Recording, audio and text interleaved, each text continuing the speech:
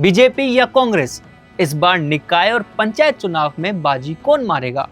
या फिर कुछ ऐसे चेहरे जिनकी ताकत का अंदाजा अभी किसी को नहीं है?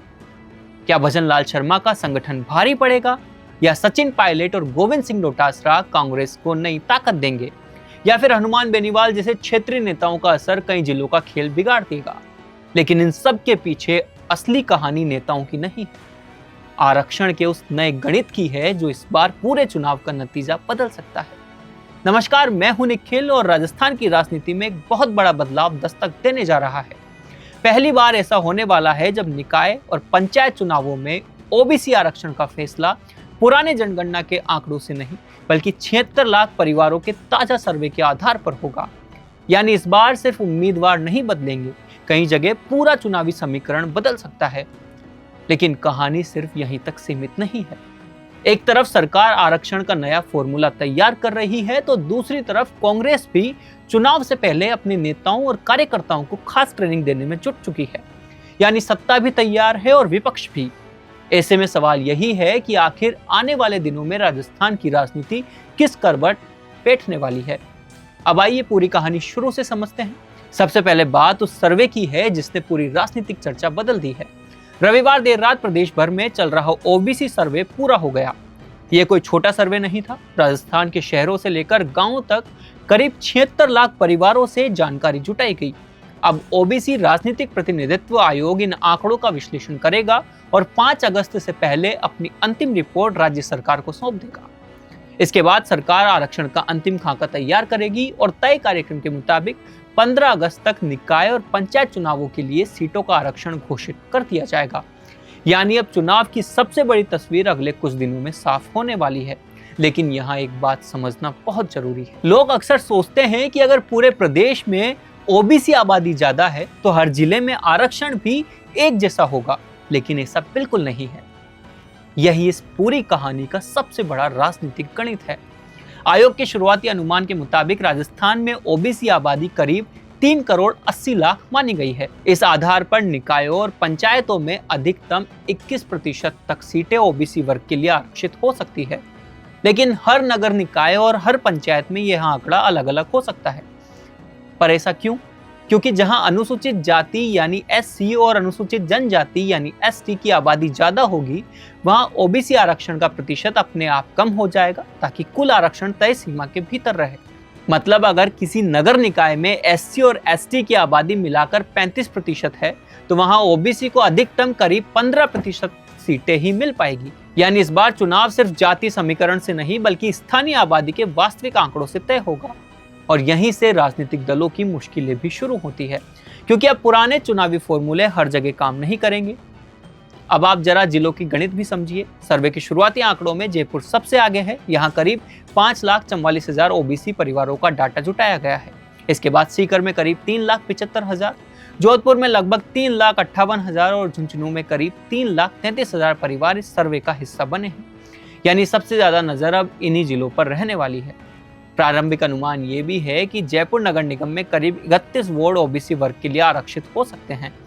वहीं जोधपुर और कोटा जैसे बड़े नगर निगमों में भी कई वार्डों का आरक्षण बदल सकता है। हालांकि अंतिम फैसला आयोग की रिपोर्ट और स्थानीय सामाजिक संरचना देखने के बाद ही होगा। लेकिन कहानी सिर्फ आरक्षण तक भी सीमित नहीं है। चुनाव आते ही सरकार ने सुरक्षा व्यवस्था पर भी फोकस बढ़ा दिया है। निकाय और पंचायत चुनावों को देखते हुए नए हथियार लाइसेंस जारी करने पर फिलहाल रोक लगा दी गई है।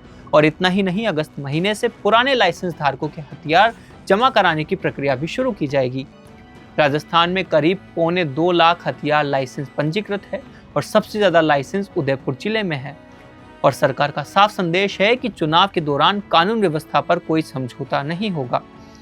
अब बात विपक्ष की, क्योंकि चुनाव सिर्फ सरकार नहीं लड़ती, कांग्रेस भी पूरी तैयारी में जुट चुकी है। 27 जुलाई को प्रदेश कांग्रेस मुख्यालय में पंचायत और निकाय चुनाव प्रबंधन कार्यशाला आयोजित की जा रही है। करीब 500 संभावित उम्मीदवारों और चुनाव लड़ने के इच्छुक कार्यकर्ताओं को इसमें बुलाया गया है।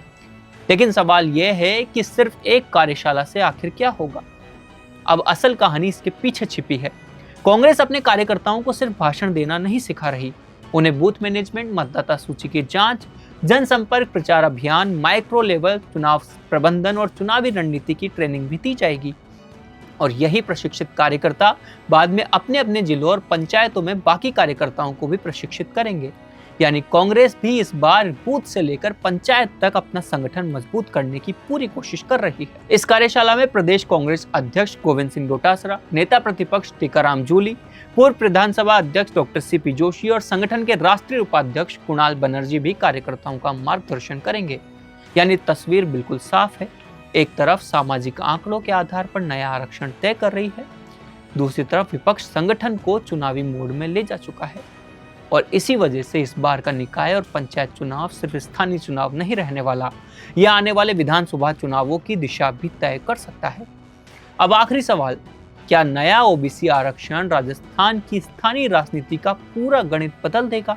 क्या जिन सीटों पर वर्षों से एक ही तरह की राजनीति होती रही है, वहां इस बार नए चेहरे सामने आएंगे?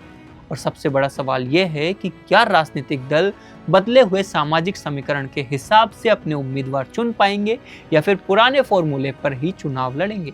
क्योंकि चुनाव की तारीख अभी भी बाकी है, उम्मीदवारों की घोषणा भी बाकी है, लेकिन इतना तय है कि इस बार राजस्थान में मुकाबला सिर्फ वोटों का नहीं होगा, मुकाबला होगा नए सामाजिक गणित, नए आरक्षण और नई राजनीतिक रणनीति का। अब देखना दिलचस्प होगा कि इस बदले हुए समीकरण का सबसे बड़ा फायदा किसको मिलता है, सरकार को या फिर विपक्ष को। अपना पॉडकास्ट शुरू करना चाहते हैं और चाहते हैं कि पहले दिन से उसे लाखों लोग देखें, तो अब ये पॉसिबल है जयपुर में। जयपुर का सबसे तेजी से बढ़ता हुआ digital news channel the fact India आपके पॉडकास्ट को वर्ल्ड क्लास बनाने के लिए जयपुर के बीचों बीच श्यामनगर में लाया है world class podcast setup, green screen setup, उसे शूट करने के लिए best state of the art facilities, editor से लेके लाखों फॉलोअर्स और करोड़ों वाली रील्स वाला यूट्यूब चैनल, और ये सब आपको एक ही जगह पर मिलने वाला है। तो पूरी जानकारी के लिए आज ही व्हाट्सएप कीजिए इस नंबर पर।